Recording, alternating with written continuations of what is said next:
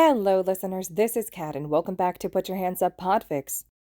This will be the reading of a fic entitled, Sometimes All It Takes to See Is to Look. Here's the summary. Aizawa Shouta prided himself on being observant. It was a big part of being an underground hero, for one, so he had honed his observation skills through lots of time and life-or-death situations. So when he noticed his resident problem child, Midoriya Izuku, acting strange in class, he began to pay a little more attention to him. He kept his eye out for any red flags that could indicate something was going on. And he curses himself now because there are a lot. Something was going on with his student, and he was going to figure it out. Or, Aizawa is a dad who's worried about his student and sets out to solve the mystery.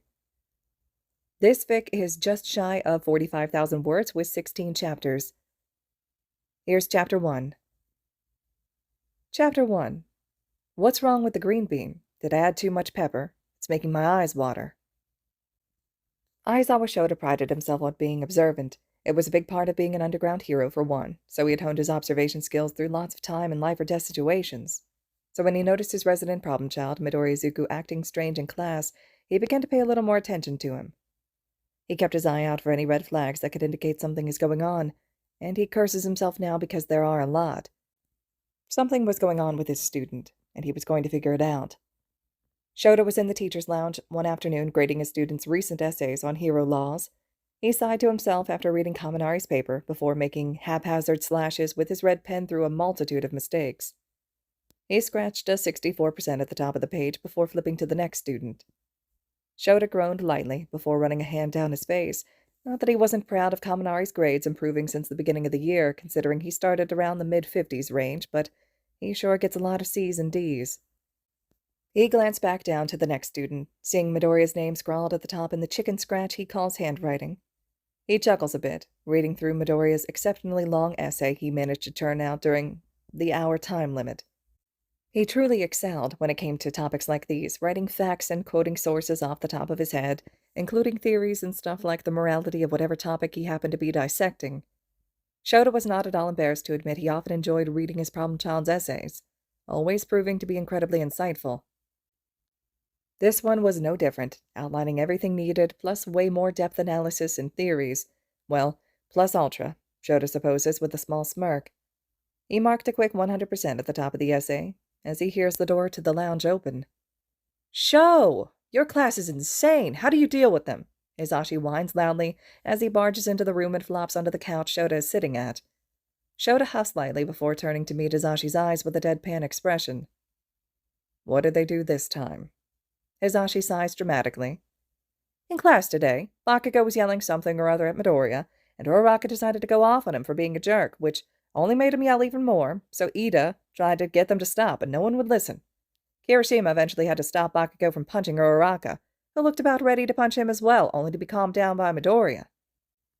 Shouta rolled his eyes. Of course it started with the top two problem children this year. Of course it's those two starting something. Hisashi grimaced. "Well, I'm not sure if this is important, but it seemed like Bakugo got angry at Midoriya after he got a question wrong that Midoriya answered correctly." Shouta hummed in response. That wasn't particularly out of the ordinary. Bakugo had an ego a mile wide, and, for whatever reason, also had this petty rivalry with Midoriya that sometimes made them difficult to deal with when they were together. "But get this," Hisashi continued, pushing his glasses down on his nose and looking pointedly at Shouta. "I swear, when Bakugo turned to face him, Midoriya flinched. And I don't think that's the first time it happened." Shouta raised an eyebrow at that. While to many Hisashi seems like an airhead because of his loud and bubbly personality, he is still a great hero and is incredibly smart and observant. "You've noticed it before?" Shouta asked, thinking back over the past couple of weeks. They had definitely been strange, what with all the villain attacks and his class being targeted by the League. But for Shouta to miss blatant flinching from Midoriya. Flinching back like you expected to be attacked, that is something that gets ingrained into someone over a long time for it to be a reflex like Hisashi claims to have noticed. Sure, Midoriya had seemed skittish and anxiety-ridden the first week or so, which has greatly decreased down as of now. And he had that habit of dissolving into a stuttering mess whenever people talked to him. Crap. Shouta missed something. Something important. "Yeah," Hisashi replies, a bit deflated. "It's been happening less recently. and now it hardly ever happens around anyone besides Bakugo for some reason. He finished with a faint furrow to his brow, chin resting on his hands clasped in front of him, elbows on his knees. Shouta scowls at what that could imply, what any of his problem child's strange habits could imply. That's concerning. Hisashi bobs his head in agreement. I think we need to keep an eye on him. See if there's anything else you can notice, Shouta asks. He hopes he can get more information before having to confront someone about this, whatever this is. He doesn't want to walk blindly into a situation with so little to go on. A major rule when it comes to underground heroics. Always get the most information you can about a situation to minimize risk. Hisashi nodded. I can ask some of the other teachers to keep an eye out too, if you'd like. Shouta smiles lightly at his friend. That'd be great. Thanks, Sashi. Hisashi grins widely, showing off glittering white teeth. Course, Sho. Anything for you and the little listener. I just hope nothing bad is going on. He trails off dejectedly. Me too, Sashi, Shouta replies softly, glancing down at Midoriya's name on the paper in front of him. Me too. The next day comes sooner than Shouta would have liked. He groans at the alarm blaring from his bedside table, wrapping his hand around his phone and prying his eyes open to shut it off. Last night was hellish. After an annoyingly long school day, he had patrol, where he succeeded in taking down 3 muggers and 2 attempted assaulters before getting slammed by some guy's quirk that allows him to shoot rocks out of his hands. Shouta now sports a nasty bruise on his left cheek, as well as one of his ribs. He groans again before rolling out of bed and stumbling into his bathroom to get ready for the day. Once he's showered and dressed, feeling a tiny bit more lively, Shouta walks into the kitchen and brews a pot of coffee. While he waits, he flips out his phone and mindlessly scrolls through the news. Seeing nothing of interest, he suddenly has an idea that, frankly, he should have thought of sooner, what with his and Hisashi's concerns for Midoriya. He quickly opens up his email and composes one to Nezu, simply stating he wished to see Midoriya's file. Shouta never looks at his students' files before the school year, opting to make his own judgment without being biased by the opinions of past teachers. He sighs lightly while rubbing a hand over his eyes. If something has been going on with Midoriya, maybe he should start reading them sooner, for all his students, just in case. He sends the email, then clicks his phone off just as the coffee is done. He pours himself a large mug before downing it in one huge gulp. He sighs contently before pouring himself another mugful, grabbing his capture weapon, and popping his shoes on. His phone buzzes, alerting him to the quick reply Nezu had sent, saying he could stop by his office any time to see the file. Pocketing his phone, he heads out the door of his apartment, locking it and making his way to UA. Shouta walks into Class 1A, and his students immediately get to their seats and quiet down. He feels the corners of his mouth tilt up, as he hides the emotion in his capture weapon resting around his neck. They've learned not to annoy him. Good. His eyes scan the room as they settle, resting for an extra moment on Midoriya before sweeping the rest of the room. His problem child sits attentively, notebook and pencil already out on his desk, ready to take notes. He is sitting up in his seat, but when Shouta makes eye contact for a second longer than normal, his student almost immediately hunches his shoulders slightly, folding in on himself like he was attempting to make himself smaller. Shota's eyebrows furrow. Strange. Midoriya apparently notices a shift on Shota's face. His eyes widen slightly and start flitting around the room in quick glances, looking anywhere but at Shouta, and wringing his hands together under his desk. Huh, Shouta contemplates. What did he do to create this kind of nervous reaction in his student? Just from a minutely longer glance. Shouta files Midoriya's reaction away for later and gets started on the lesson for the day. Good morning, Hellspawn, he says flatly, sending his signature dead-eyed gaze out across the classroom. Today we'll be going over quirk ethics in the professional workplace. He glanced around the room, gauging his students' reactions to the announcement. This will include writing a short essay to the given question. How do quirks affect the socioeconomic status of the general public? Some reactions to the topic and task for today were obvious. Mina, Kaminari, and Sero audibly groan about the fact that they have to write yet another essay. Kirishima and Hagakure both react less audible, but are equally dissatisfied with the essay thing. The majority of the rest of the class has a combination of indifference or quiet thoughtfulness. He was unsure why, but when he took a look at Midoriya, he suddenly had a strong determination gleaming in his verdant irises. It's not unlike his student to get excited for more thought-provoking assignments, but he looked, specifically, like he had something to prove, whatever that may be. And to whom he was proving to, Shouta was unsure. Tucking his new strange tidbit of information away in his newly dubbed "What is Going On with My Problem Child" folder, Shouta began with the lecture. What are quirks? He began evenly, gaze flicking across the room. Ida almost predictably raised one hand in a smooth, chopping motion. Yes, Ida, Shouta intoned blankly. Ida stood abruptly, arm chopping again. Aizawa-sensei, quirks are the very basis of our society. They allow us to do much more than the people of the pre-quirk era. We are stronger and more capable than ever. Ida sat back in his seat, seeming finished with his response. Shouta sighed at his answer. While seemingly accurate to a point, it seems that his class would have a lot to learn if this was what the majority thought. A movement to his right caught his eye. Midoriya gingerly raised a hand, ducking his head a little when Shouta looked his way. If I may, Sensei. He trailed off, waiting for affirmation. Go for it, Midoriya. His head bobbed in response. Ida, while what you said was fundamentally true, there are a lot of, errors in that kind of thinking, he began, turning in his chair to face his friend. While quirks may give people amazing power, just because you have one doesn't automatically make you stronger than someone without one. Midoriya's head cocked to the side.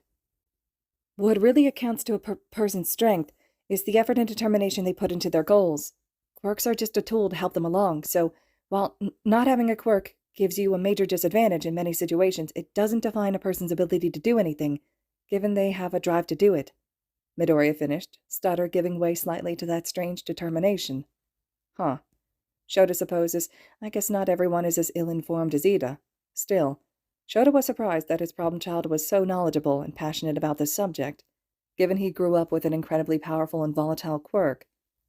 Midoriya was still facing Ida, who began standing up once again to speak. Midoriya, while I can tell you are passionate about quirks, what you say is simply not true. Those without quirks are fundamentally weaker than those with quirks, especially when it comes to important professions like heroism. Shouta's eye twitched at the nods of agreement from the majority of the class. For someone such as himself who grew up bullied and ridiculed for his weak or useless quirk, he was not a fan of that kind of bigoted thinking. Midoriya seemed to feel the same way, somewhat strangely, as his fists were now clenched under his desk with a conflicted look on his face. Midoriya opened his mouth to speak, but got cut off by Bakugo of all people. Shut it, glasses. Quirks don't freaking define you, he huffed, clearly annoyed. At that statement, Midoriya turned from facing Ida to look at Bakugo, a strange expression on his face. Shouta really couldn't tell what the array of emotions there meant, but it was slightly concerning. Midoriya's features flitted between surprise and gratefulness and confusion, and sadness and anger. Why would Bakugo agreeing with him lead to an expression of anger on the normally happy teen? Yet another thing to file away. Before this argument could get any more out of hand, Shouta interrupted. Ida, he started. Midoriya and Bakugo are correct. Quirks are not a defining factor in people's lives. Or at least they shouldn't be. Most people act like they are, when, really, they are merely a means to an end, a tool to help you succeed. They do not determine your ability to succeed. There are plenty of people with incredible quirks who do very little with their life.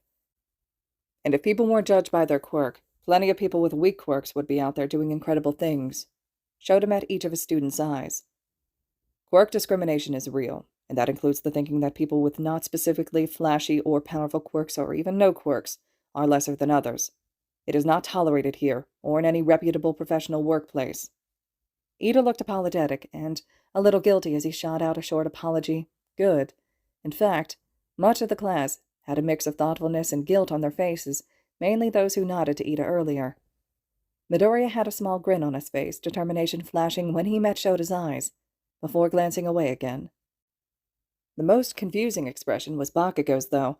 He had a heavy guilt and something else in his eyes, but he seemed to be trying to cover it with indifference. It wasn't working, and Shouta was just more confused.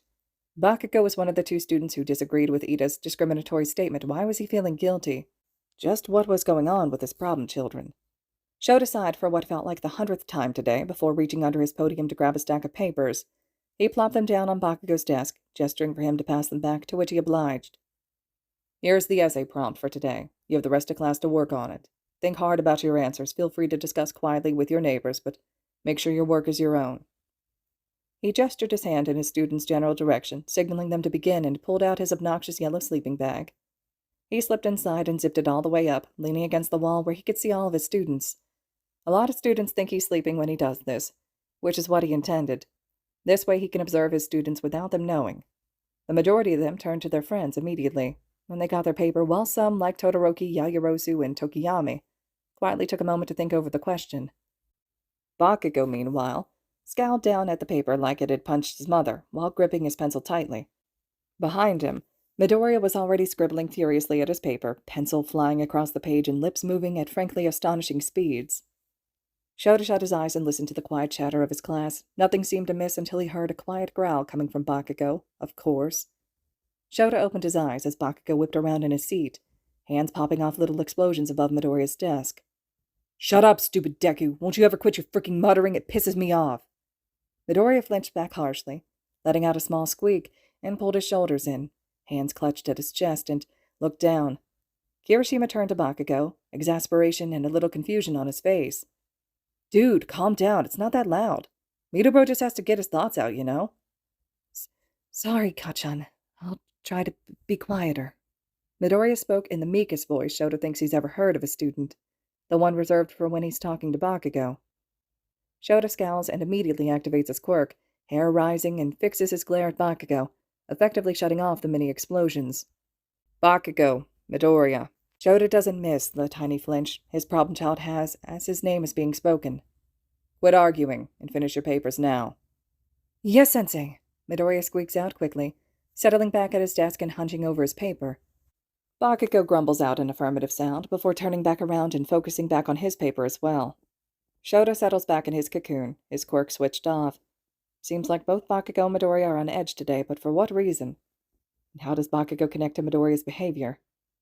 Shouta knows that they grew up together and are rivals, but then why does Midoriya constantly flinch back when Bakugo is in his, unfortunately frequent, angry moods? Shouta assumed Midoriya was just skittish, which he thought was confirmed by how he stopped flinching at every sudden move or raised hand of his classmates near him. Yet, he hasn't stopped flinching around Bakugo, and they grew up together. Shouta shook himself out of his thoughts. He doesn't want to assume anything, but it feels like he's missing something important. It's like he has a few pieces of a puzzle, but he has no idea what the picture is supposed to be. It's frustrating, frankly. Hopefully, he can talk through his thoughts with Azashi later today, and see if he's noticed anything now that they're actively looking. But for now, Shouta thinks he needs to have a quick chat with Midoriya just to make sure he's okay after class. While he gives off the impression he hates his job and his students, he actually cares deeply for each of them, though he will never admit it in so many words. The bell rings suddenly, jerking Shouta out of his thoughts. His students begin packing up for lunch as Shouta stands and shrugs off his sleeping bag. "Put your essays on my desk on your way out," he announces to the class before turning to Midoriya's desk and saying, slightly quieter, "Problem child, a word before you go to lunch." Midoriya tries to suppress yet another flinch and to suppress the anxiety clearly on his face. Neither work very well. Yes, Aizawa-sensei," he replies, seeming resigned to whatever he thinks Shouta wants to talk to him about. Midoriya's friends come up to him briefly before being assured that he'll catch up with them later and that everything's fine. Todoroki is there too, having taken to Midoriya after the sports festival, and growing closer to him from the stain incident. Shouta is just glad that Todoroki has finally come out of that emotionless shell he was in at the beginning of the year, even if it was through somewhat illegal activities. Midoriya smiles at his friends as Uraraka says something to which he nods in response. Then they finally walk out of the classroom, depositing their papers with varied enthusiasm on the way out. All at once it's quiet, their group being that last to leave, making him and his problem child the only two left. Shouta leaned against his podium, arms crossed, an expression deceptively blank, as he gauged his student's reaction. Midoriya was tense, fidgeting slightly in his seat, but seemingly trying not to. His eyes once again avoided Shota's like the plague, glancing between the door and the windows like they were possible exit routes. What happened for him to react this way? Clearly he's done nothing wrong. "You're not in trouble, Midoriya." He jumps slightly, eyes snapping up to finally meet Shota's. Okay, Sensei," he stutters out with a slight tone of, was that disbelief? Then may I ask, why I'm here?" His student looked up at him with big green eyes, confusion, disbelief, and, oh gods, fear apparent on his features, although he tried to hide them. Shota's brows furrowed in concern. Why would his student not believe he wasn't in trouble, and why was he afraid of Shouta? "I just wanted to make sure you're okay. You've been a bit jumpy today. Shouta kept his tone even, not giving in to the concern he felt. Midoriya relaxed a little at that. Oh, I'm perfectly fine then. Midoriya shot him one of his sunshine smiles, as his friends dubbed it, seeing as they were so bright and made the person on the receiving end feel like they can't help but to smile back. And yet, Shouta couldn't smile back, noticing instead the way the smile didn't quite reach his student's eyes. If that's all, then, may I get to lunch? Midoriya practically pleaded not to be alone with Shouta anymore. Yes, that's fine. But if you ever need anything, you can talk to me, all right? Shouta drawled, hoping his student could see that he truly means it. Midoriya's eyebrows furrowed slightly. Sure, Sensei, he stated, not disrespectfully, but with confusion and disbelief evident in his tone. Midoriya stood, grabbing his bag, and left the classroom, glancing back once.